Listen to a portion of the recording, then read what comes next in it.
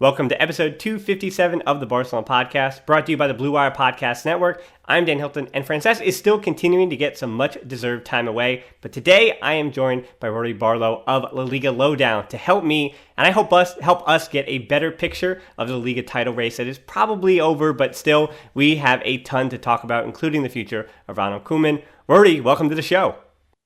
Yeah, delighted to be on, Dan. I'm very happy to be here, and there's plenty to talk about with this very, very strange La Liga race. Yeah, and Ruairidh is helping me after refining his La Liga skills. He did write for BarcaBlog.com, if that name does seem familiar for some of our podcast listeners, but I guess you got the promotion up to the Liga Lowdown. You get to write about everybody now, not just Barcelona. And in the recent weeks, of course, Barcelona were fun to write about for about 3 to 4 months, and then about the last 7 matches, it hasn't been so fun to write about them. And since the last time we spoke on the podcast, it's been 2 matches, Atlético Madrid and Levante, when the Liga went from it's going to be harder now with that draw after the Liga to, well, with that loss to Levante. I mean, that draw with Levante, it doesn't look so good. So let's start with Atlético Madrid. And the 2 big talking points from this match, I think, obviously are the stakes in the Liga. But where do you stand, Ruairidh, on the idea of Ronald Koeman and those big matches and the results in the big matches this year, if you will? I think what for me really stood out about this Atleti game was that it was the last chance that they had to sort of flip that narrative and go into the new season with a real confidence that they could compete on the sort of biggest stage. And even Atleti and Real Madrid, I don't think they are vintage versions of those teams. And so to not be able to take more points off those teams, I think it's really, really disappointing. And Koeman, the mental work he's done with this side has been really impressive for me.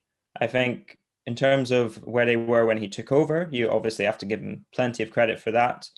But at the same time, if you can only take it so far, then does he have a place at Barcelona? I'm sure we'll come on to that later. But you can't.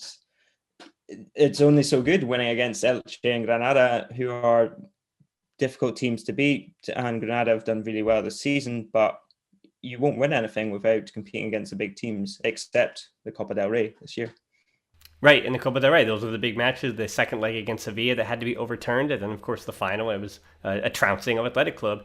And against the 2 Madrid giants, if you will, Barca got 1 point from those 4 matches against Atleti and Real Madrid, and that is the worst result for the 2 Madrid giants in a season since the 1964-65 season, when Barca lost all 4 of those matches. And a reminder, too, that those mid-60s, when Alfredo Di Stefano was basically at his peak at Real Madrid. I mean, he was a little bit older at that time, but yeah, Real Madrid was dominating Spain, and there was really nothing Barcelona could do. That was part of their dark ages.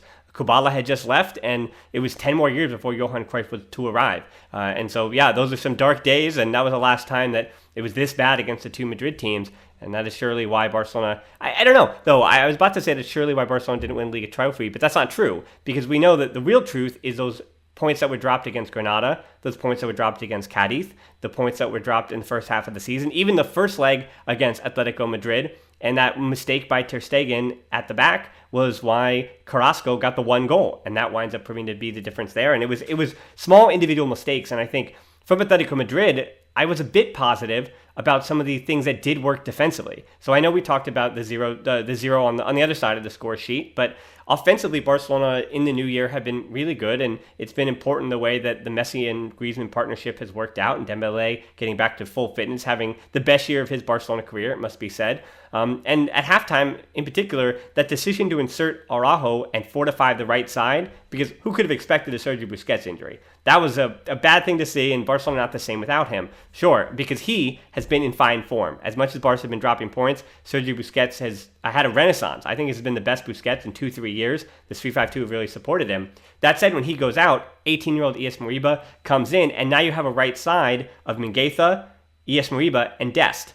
And there just isn't enough game time there. And this is where inexperience comes to play. Not in pushing forward, but in covering those passing lanes for Atletico Madrid, where there were starting to be wrinkles, there were starting to be holes. Carrasco was having a bit more space. So the change for Araujo, who is only 21 himself, winds up fortifying that thing. And I think Barcelona have a reason to be proud of not, again, the 0 for them, but the 0 on the other side. Atletico Madrid were not able to break through because Barcelona were the better defensive side. 14 interceptions, 20 tackles made, 400 passes by Atletico Madrid, and Barcelona were able to weather it all. So I do come out largely negative because of the result, but the positive note here is that Barca's defense was still very good against Atletico Madrid. Yeah, I'd wholeheartedly agree with you there. And I think although Busquets' absence was huge, I think that really threw the team off kilter. And you saw Atleti's best sort of period of the game come right after he went off. And Elias, as good as he is, as much potential as he has, he's still very young. He, like Mingueza and Araujo, doesn't have a huge amount of game time under his belt. I think for me, if I was to look at the best performances under Koeman, and you talk about Sevilla and Granada, those games where they managed to really press the other team, that was where I was most disappointed, because I think the legs, to a degree, have gone on this side, and particularly in midfield, Pedri keeps coming off because he doesn't have anything left in those legs. And I think that press is where Barcelona, when they played in that second leg against PSG, when they played against Sevilla, that was where they really looked at their best again, where you really thought something is building here, something that can be taken on into the future. And without that press, that's where Barcelona failed to really dominate the game against Atleti for me.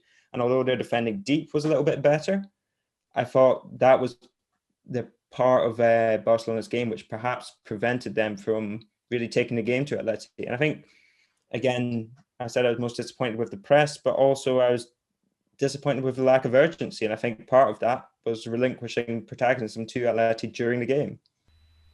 Yeah, I think that's right. I think Barcelona had a proper game plan. They were good against Marcos Llorente. They were good against Koke. They did their homework and cut those guys off the ball. And I think even Carrasco wasn't as dangerous as he could have been. But on the other side, you're right. That pragmatism that was necessary to find those pockets of space, it just wasn't there. And it's a question of how much you put on, in the second half in particular, how much you put on tired legs, how much you put on some inexperience. Because at the top level and those big matches, when you're playing with 18-year-olds and 20-year-olds and 21-year-olds, it's hard to notice the 2 to 3 steps or the wrong spacing or the cut that isn't made at the exact right moment, at the exact right time. And we're noticing that it's not even the way that Barcelona play, but for Antoine Griezmann, it's now taken him almost 2 full seasons to be in those spots, to make those right runs exactly when he needs to make them. So while Elias Moriba, I think a section of the fan base, and we're going to talk about the midfield later. I want to put a pin on that because I think that involves, you brought up a good point about the tired legs,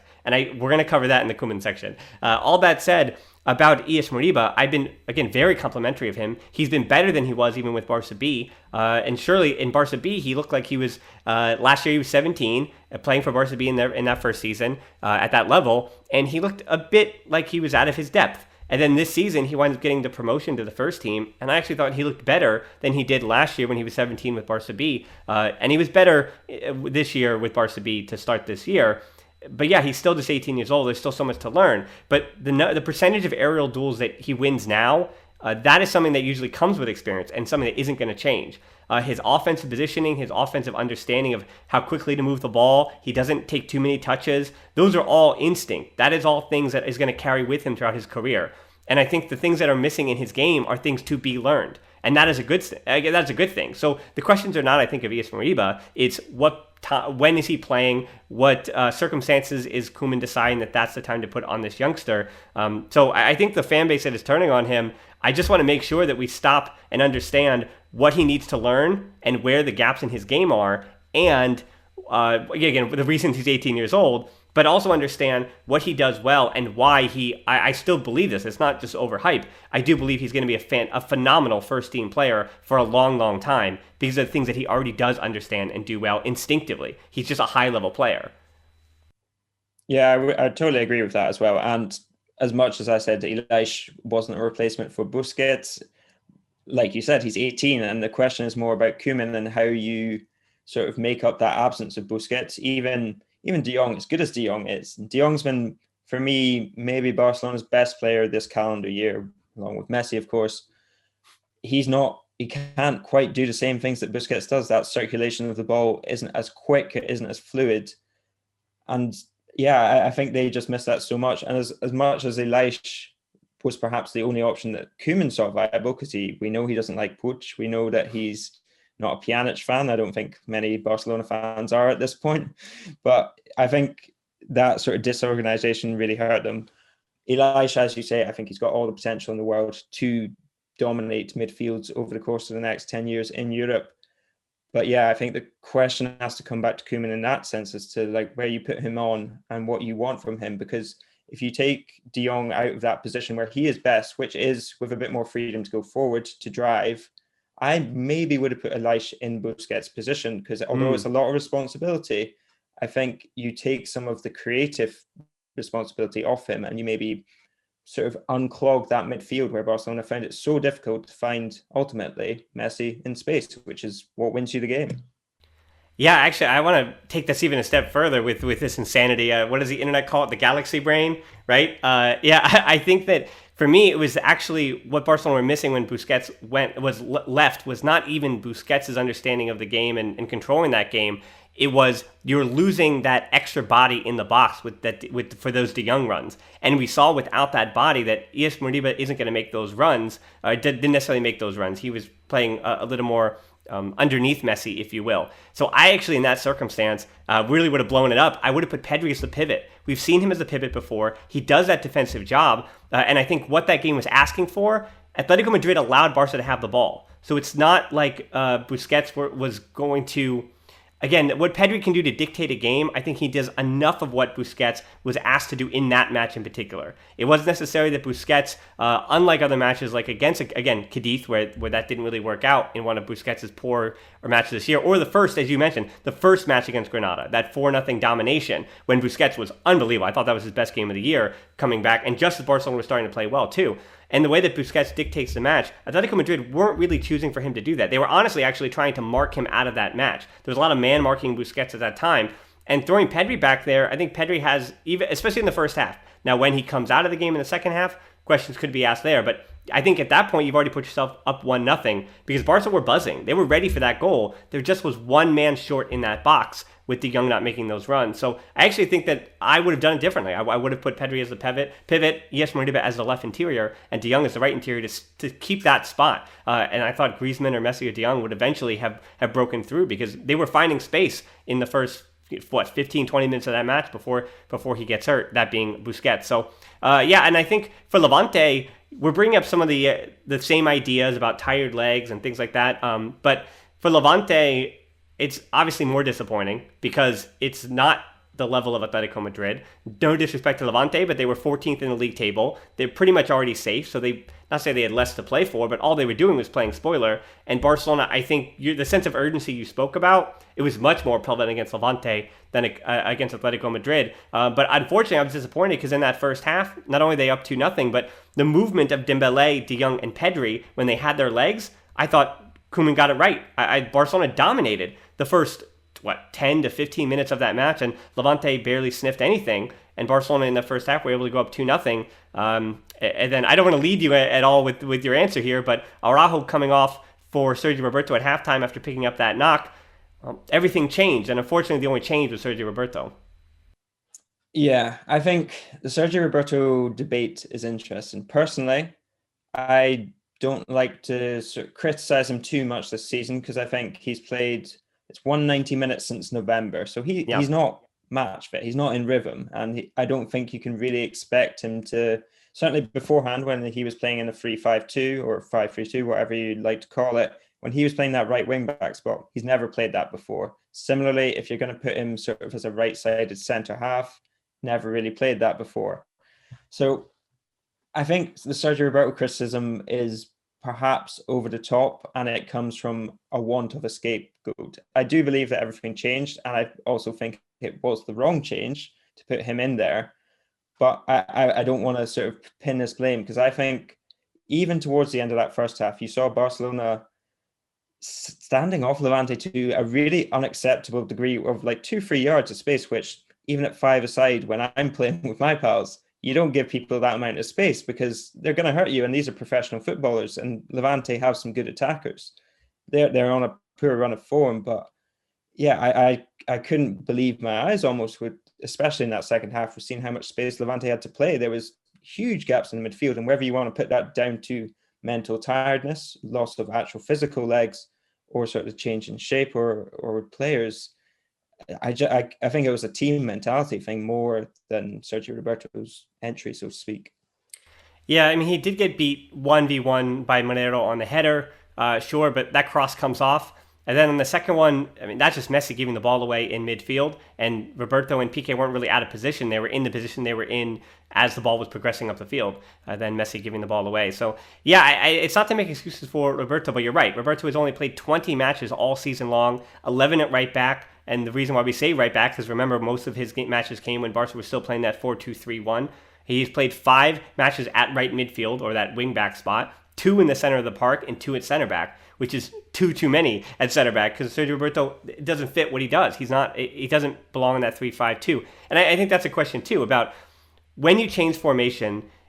That 3-5-2 has really fit Busquets. It has really fit, and there's been a place that De Jong has found. Actually, whether he was playing libero or as that box 8, De Jong has been good in both positions. It's brought the best out of the Messi-Griezmann partnership. Dembele has a space out wide. It's brought the best out of Dest out wide. Alba is thriving again on that right side, so the left side. So that 3-5-2 supports the greatest number of players, and that's what I think. Koeman was correct to take this utilitarian approach, where whatever is best for the most players is the formation you have to use. And as we were talking about, for even going back to Pjanic doesn't truly fit in this 3-5-2. His skill set has never really fit that, especially at his age too. He's not so much the interior he was at Roma, and he can't really be that one as the pivot. He didn't really do that for Juventus. It was more of a combination double pivot, and so Pjanic doesn't really fit there either, and that's why I don't think you see him. So in this formation, I think Roberto only fits as a midfielder. And we've seen him when I think he's been at his best this year, which is the 2 times when he did come in as that interior, but not even as a starter. So now you're talking about a player that in this 3-5-2 system, the only way to get the best out of him, or the only place where he is a reasonable first option, if you will, is coming off the bench to be the backup for Pedri or for De Jong as one of the interiors. But again, it's quite damning for him and Piqué that Barca have lost once in the Liga with him out, and that Piqué very similar, dropping a total of 9 points in 21 matches. Since Roberto returned, that's 2 losses and 10 points dropped in 7 matches. And it does overlap a ton with Piqué too, but yeah, that's not good. It's not a good number, and you can't pin it on those two. But there must be something said of results dipping when 2 of your captains returned. And I don't think that has to do with the locker room. I don't know if it has to do with age or focus or the rhythm and rhyme of the game. I'm not sure what that is. I'm not sure if it's that Jordi Alba takes more responsibility when Piqué isn't behind him, or what it is. But yeah, what do you make of those stats, Rory? It is puzzling. Again, it's not about those individual players, but it's something about the team dynamic. I think it's certainly damning, as you say, and I think part of it you can put down to match fitness. For me, I wonder if it's sort of a catch-22 that Koeman was caught in the sense that since, they started off 4-3-3 in January, but since about January, he's more or less played the same 11, 12, 13 players, swapping Griezmann and Dembele out. And so if you're going to play those players solidly, you might get the best results and you might get yourself back into the title race, which they did, and very nearly, they came very close to winning this title. And let's not be about the bush. It's not a title that they should have been winning. Yeah. But on the other hand, if you do play those players solidly for sort of 2-3 months, you might get the best out of those players. But as soon as you have to make those changes, as soon as you have to swap in people, the likes of Trincao, we've seen him completely fall off in the last sort of month and lose game time. Then you saw again Elias coming in against Atleti, and you had no sign of Puig, Pjanic, Roberto. There was no other options. And so as soon as you have to make any changes to that system, if you are going to play solidly one sort of 11 or 12 players in that period of time, you're going to cause yourself problems down the line. And I think Koeman, at the stage he was at, I can totally understand and justify him playing his best 11 every week, trying to win games, because I think in January nobody would have seen him keeping his job past this season, and now it's a real debate. Yeah, we're almost there. We're about to go do the Koeman segment. I want to finish up Levante because I think that the narrative of Levante is different if Barcelona wins 2-0 or wins that match 3-0 like they probably should have. And the frustrating part, I think the most frustrating part, was the way the 3 goals happened. Barcelona were the better team. They were the dominant team. And the first goal, of course, Roberto getting beat with the header. Second goal, the Messi giveaway. And you have to give credit to your opponents, too. I watched the replay. At first, yes, the Messi giveaway is bad, but at first it looked like Barcelona were making mistakes and out of defensive positioning. But Jose Morales is one of the best non-big team players in the Liga. He's the captain of Levante. He scored double-digit goals this year. You have to give credit to the opposition sometimes. And the move he had where he picks up the ball, combines with Marti, who was pretty quiet that whole match, and delivers on a pretty nice strike as well to beat Ter Stegen. Again, I want to credit the opposition when they deserve that credit, but Messi, the giveaway, is the part that's unacceptable. On the third goal, Dest slips. Then when he gets up, he has bad positioning. He doesn't recover properly. And Piqué, not only does he get beat at the near post by Lyon, but Ter Stegen also doesn't save it. And people asking questions of Ter Stegen, where in these matches that Barcelona truly need, has he come up big? I think he's had a down season. Ter Stegen has not been at his best either. Piqué has not been at his best either. Dest is still, I'm not even sure if that's learning. On that third goal, he slips, and that's all it is. He slipped. Dembele almost gave up the first goal of the game when he chested it down into the path of Tonio, and if Tonio had a little more attacking acumen on it, then he could have made some damage. But a mistake by Dembele in that instance. But mistakes do happen, even at the top level. Players make mistakes, but it's whether or not the other team capitalize on them. That said, Levante scored 3 of the 4 shots that they had on target. That's the part I think that's unacceptable, right? Yeah, it's not great. And as much as you can, when you analyze goals, it's very easy to put it down to individual mistakes. But that's part of coaching. That's part of training your team up, is to make sure that they don't make those mistakes, because we've seen it happen all season.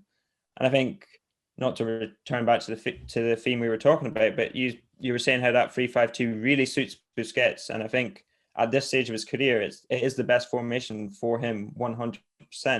But it really suits that Barcelona team when they can do that press, and perhaps we'll come on to it in a wee minute. But when they're not pressing high up, Barcelona have never really suited defending deep. And as soon as you ask them to do that, they're going to concede goals.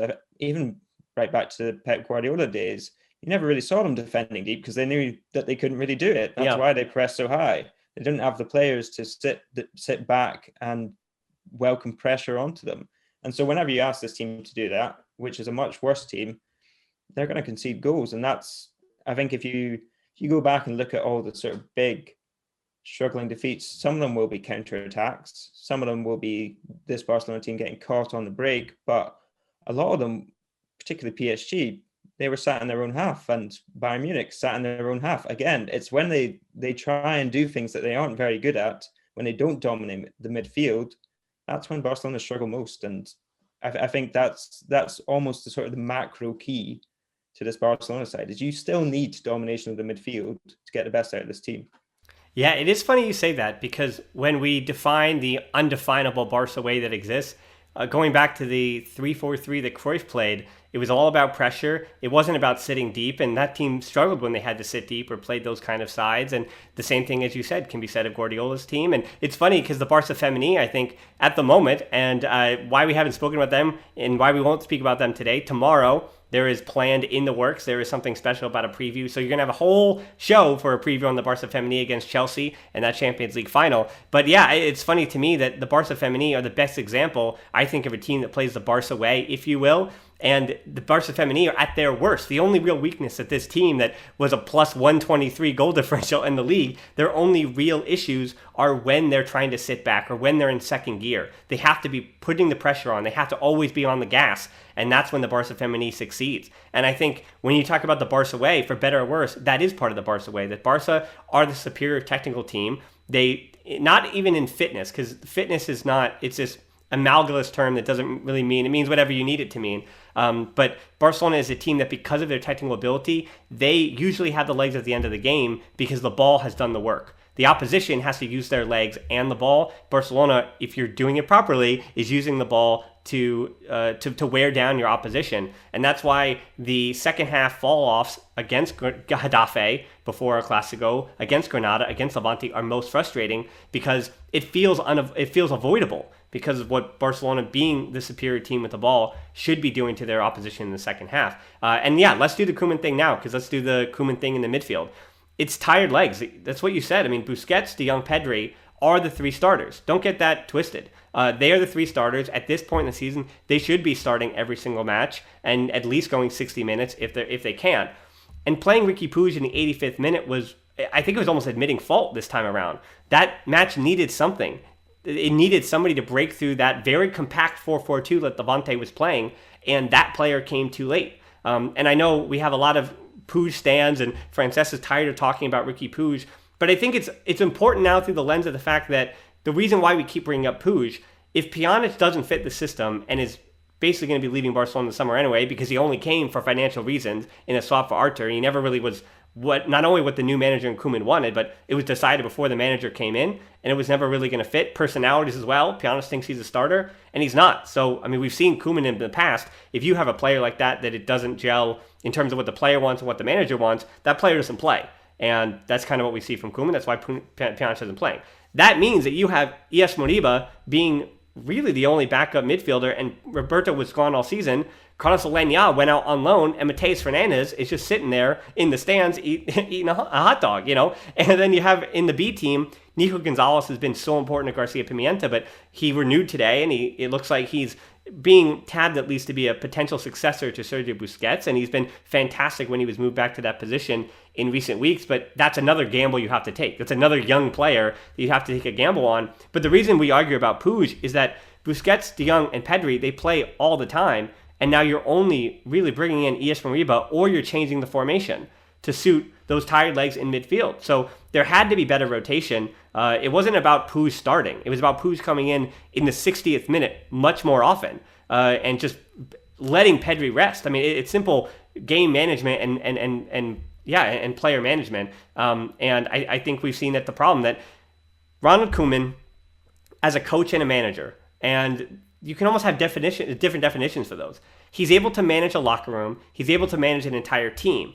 But his failings happen was when the issues with him being a manager, as in he doesn't rotate enough, he can be stubborn at times with things, even though he's flexible at others. And yet, because he's not using enough of that bench long enough, then the legs get tired. Even when he got the tactics right, the legs get tired because either it's he's done his job tactics-wise being a good coach, and the manager side of it lets him down, or he's done his job getting the locker room, changing the formation, and getting everybody to buy in, but his second half subs or something happened in the tactics of the game that he just didn't get right. So it seemed like he's always missing one part of that equation.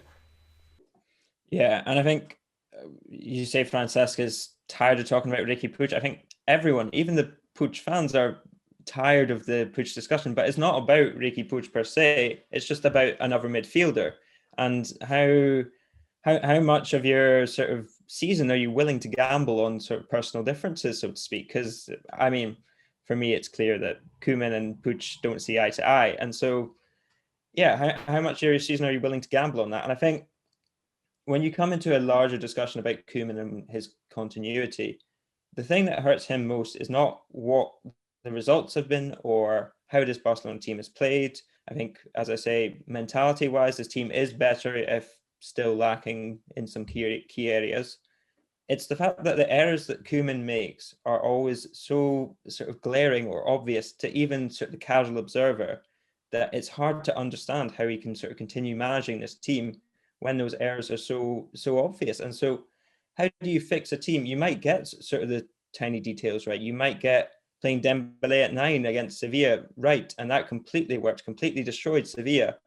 But if you can't sort of fix the really key things, then how are you to progress in this team? And frankly, I think that's where Laporta maybe has his doubts, is because when he certainly started running for president, there's no way that Koeman would have been his candidate, regardless of what he says in public. And I think sort of those key glaring errors, he showed a lot of flexibility in 2021. I'll give him that. He showed a lot more flexibility than I thought that he was going to show. But yeah, it's still those sort of glaring key issues that he refuses to budge on. And that's where his problems arise from, for me. Yeah, I think that Kool-Aids are actually being, I have to give Kool-Aids a compliment on this, that of course you're always going to find irrational fans out there, but I think most fans, Kool-Aids, have understood the nuance in the job that Koeman has done well and why he may not be the man for the future. And I think I have to avoid, and I try my best to avoid, what general consensus is and go along that line. But I think there's a reason why general consensus is that he was actually the right man for this position at this moment. He was the right man for the job, but he might be the wrong man moving forward. Because it must be said, this Koeman is different from the one way back in his Ajax days. And it's interesting to me, too, that Koeman he's been a manager for more than 20 years. So it's much more than a lot of the contemporaries that we think of for Barcelona, whether it was Guardiola, of course, that was a first job or at the top level, or Luis Enrique, where it wasn't his first job, but surely the time at Celta de Vigo was not a lifetime. I mean, he worked his way up, Celta de Vigo. I mean, even the likes of, Tata Martino had been around for a long time, and it was certainly a big step up for him. And then Ernesto Valverde, even him, it was really just Athletic Club, and then he hadn't been managing that long. But for Koeman, he's been around again for 20 years. He's had a lot of different stops and a lot of different experiences. And this Koeman is much more refined than the one we saw at Ajax, or we talk about the managerial side of things, the way he's handled relationships as opposed to what he did at Valencia. And obviously you can ask Real Betis' Joaquin what he thinks of Koeman in his time at Valencia. And same thing with Feyenoord or Southampton, where something always seemed to go wrong at all of those different stops on either the coaching side of things and then the managerial side of things. He would make his tactic mistakes and then he would lose the locker room. But I think he hasn't lost his locker room, and the same thing can be said of Everton or the Netherlands national team job. He's much more flexible now, and I think that has actually helped him keep the stars and the captains of these teams. But even though he's flexible, Kool-Aid's admit that, as we've been talking about, he's still stubborn. There's ways that he still finds ways to be both flexible and stubborn. And as again told Soccer Show's Daryl Grove, he always said that things can be two things, and that's what they say. And that's why when he was hired, I titled the video. I made a YouTube video chronicling his history as a manager, and I called it Ronald Koeman, the roller coaster manager, for a reason. This is what Ronald Koeman is. This is what he's been for 20 years. He is a roller coaster. He's the right man and the wrong man. He's flexible and he's stubborn. He both trusts in youth and also doesn't trust in certain youth and holds personal vendettas. He does all of those things all at the same time. And now in his career as a manager, he's willing to change the formation to suit his players, but he doesn't seem to have enough players or the trust in enough players to make sure that flexibility is seen and comes to full fruition. And the other thing, not to make excuses for him, but the situation that he walked into with Messi, the fact that he was basically, he's able to change whether Messi leaves or not, public opinion has changed that if this is Messi's final hurrah, it was the right way to go out. That Messi went out being the captain of Barcelona, being the man giving the rah-rah speeches. He didn't leave his team out in the dark. He groomed this next generation and almost had a transition period. That's why we keep saying transition, but that's why the transition is that you have all these young players and Messi is, in a sense, on his way out, whether it's this year or next year, whenever it may be.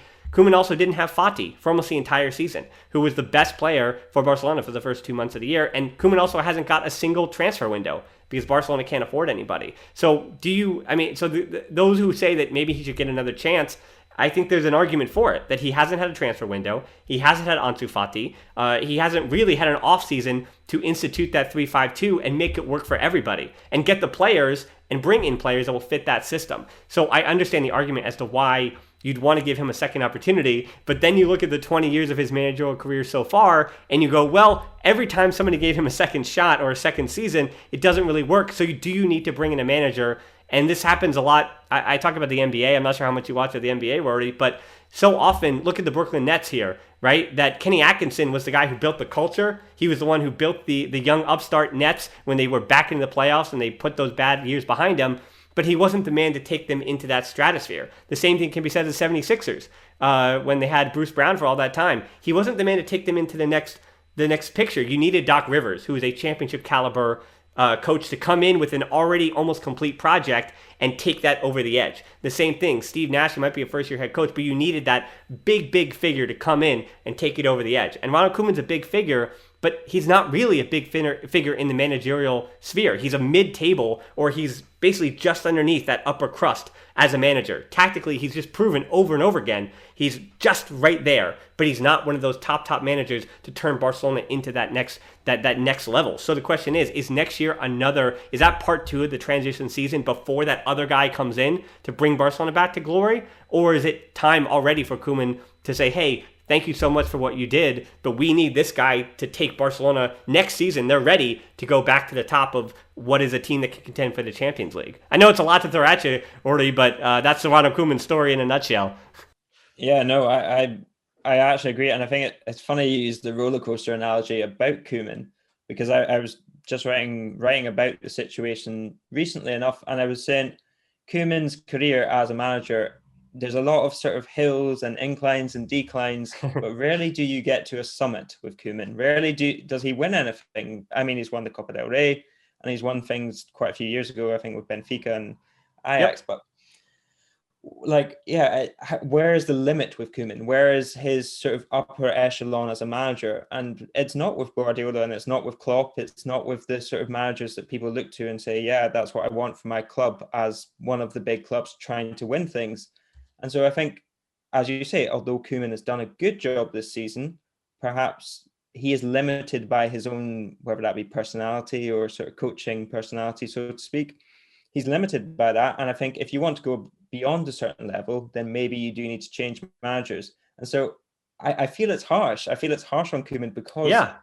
of when he came in, what he's done. He's done a good job. He's done what's been asked of him and more. But ultimately, I think if you go into the next season with Koeman, there will be many people who won't be convinced by him. And I think those people include Laporta. And as soon as you hit a bad run of results, the question will be raised again. And then ultimately we'll find ourselves in another year where we sort of drift to the end of the season without any real certainty about what's going on and where the future is for Barcelona. Yeah, and I think regardless of how much trust there is in Koeman, the decision on whether or not he's the manager all of next season, I think that's now the problem. We've seen Koeman didn't get a transfer window.